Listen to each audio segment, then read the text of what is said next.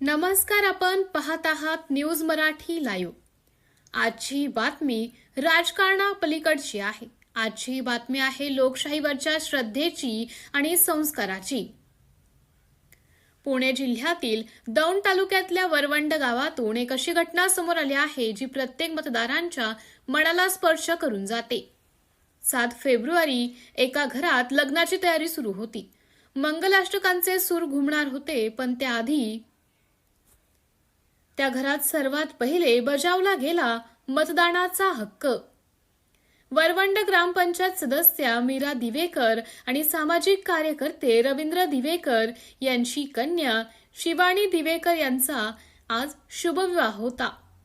मात्र लग्नाच्या मंगल क्षणाआधी शिवानी दिवेकर व त्यांच्या कुटुंबियांनी लोकशाहीने दिलेल्या मतदानाच्या हक्काला सर्वोच्च प्राधान्य दिलं।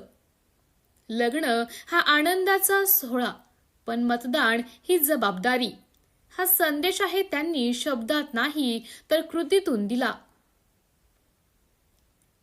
यावेळी त्यांच्यासोबत होते सरपंच योगिता दिवेकर, माजी सरपंच मीना दिवेकर, तानाजी दिवेकर, अर्चना रणधीर, डॉक्टर गायत्री खळदकर, योगिनी दिवेकर, संदीप दिवेकर, स्वप्नील रणधीर आणि ॲडव्होकेट भूषण दिवेकर उपस्थित होते। लग्नातील संपूर्ण वऱ्हाडी मंडळांनी मतदानाचा हक्क बजावूनच विवाहस्थळी मार्गस्थ होण्याचा निर्णय घेतला। आज जेव्हा मतदानाबाबत उदासीनता दिसते, तेव्हा वरवंडमधील हा प्रसंग लोकशाहीचा आत्मा अजून जिवंत आहे हे ठामपणे दाखवून देतो। शिवानी दिवेकर यांनी नवीन संवसाराची सुरुवात करतानाच लोकशाहीला वंदन केलं आणि समाजाला एक प्रेरणादायी संदेश दिला। मी वृत्त निवेदिका ऐश्वर्या सोनार, पुणे। जर आपण आमचं चॅनल पाहत असाल तर चॅनलला सबस्क्राईब करा, लाईक करा व शेअर करा।